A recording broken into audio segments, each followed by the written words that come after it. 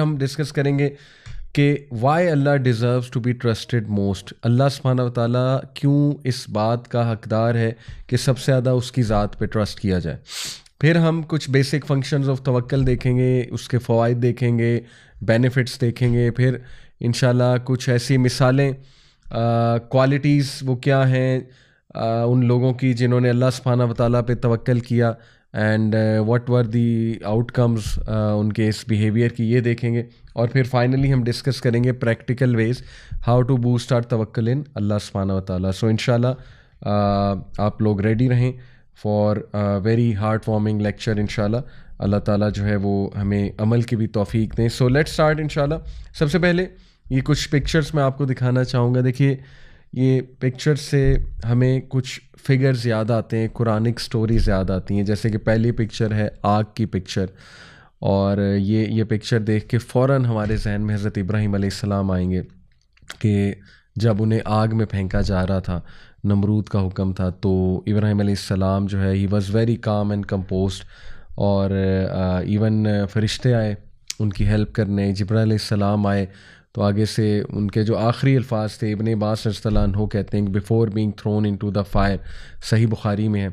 इब्ने अब्बास कहते हैं कि इब्राहीम को जब फेंका जा रहा था आग में, तो उनके जो आखिरी अल्फाज थे वो थे हस्बी अल्लाहु व निअमल वकील, कि मैं तो अल्लाह रब्बुल आलमीन पे तवक्कल करता हूँ और वो मेरे लिए काफ़ी है और वो बेहतरीन है मेरे तमाम मामलात को संभालने के लिए। तो सुभान अल्लाह, ये उनका तवक्ल था। और इवन जिब्राईल अलैहिस्सलाम को भी उन्होंने कहा था कि मेरे लिए अल्लाह काफ़ी है, मुझे आपकी हेल्प नहीं चाहिए। फिर देखिए, एक ये वेल नज़र आ रहा है, तो वेल को जहन में लाते ही हमारे जहन में हज़रत यूसुफ़ अलैहिस्सलाम आते हैं। और क्या सुभान अल्लाह स्टोरी है ये तवक्ल की, कि किस तरह वो, क्या हालत होगी एक बच्चे की उस कुएं में, और क्या उनके जहन में ख़यालात आ रहे होंगे ऑब्वियसली कि मैं अकेला हूँ और सुभान अल्लाह बाहर निकलूँगा तो सलूशन नहीं है, अंदर रहूँगा तो भूख और प्यास से मरने के चांसेस हैं। तो एक स्टक सिचुएशन, यानी कुछ नज़र नहीं आ रहा कि अब करना क्या है। लेकिन देखें, उस टाइम पे उस वेल में तवक्ल ने ही फ़ायदा दिया। और आप देखें फिर story, rest of the story, Allah ने उन्हें कैसे ग्रो भी कराया, बचाया भी, और फिर किंग ऑफ इजिप्ट भी बने। तो ये स्पेशली स्टोरी उसके लिए बहुत ज़बरदस्त है, हर उस इंसान के लिए जो स्टक है किसी सिचुएशन में। फिर ये जो तस्वीर आपके सामने है, मछली के पेट में एक इंसान, समंदर की गहराई में यूनुस अलैहिस्सलाम, सुभान अल्लाह। अगेन, ये तो बेहतरीन स्टोरी है उस इंसान के लिए जो टोटली डार्कनेस में, और उसे नज़र ही कुछ नहीं आ रहा, टोटली स्टक है। तो देखें वहाँ पे उन्होंने जो कलमा अदा किया, ला इलाहा इल्ला अंता सुब्हानका इन्नी कुन्तु मिनज़ ज़ालिमीन, ये बेहतरीन दुआ है ऐसे इंसान के लिए जिसको समझ ही कुछ नहीं लग रही कि मैं करूं क्या। ये दुआ राहत देने वाली दुआ है और डिस्ट्रेस को दूर करने वाली दुआ है। सही हदीस में आता है, अल्लाह के नबी सल्लल्लाहु अलैहि वसल्लम ने कहा कि जो मेरे भाई की इस दुआ को बहुत ज़्यादा पढ़ेगा, अल्लाह ताला उसको हर रिलीफ से, हर डिस्ट्रेस से इंशाल्लाह जो है वो हर डिस्ट्रेस से उसको जो है वो रिलीफ देगा।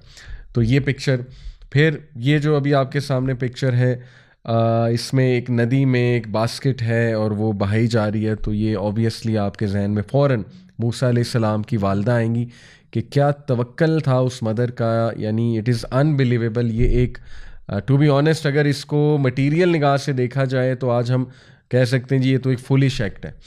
लेकिन क्या अल्लाह ने उनको सकीनत दी होगी, और क्या उनको यकीन था अल्लाह की गारंटी पे, अल्लाह सुब्हानहू तआला की ज़ात पे, कि उन्होंने अपने बच्चे को जो है वो इस तरह नदी में बहा दिया।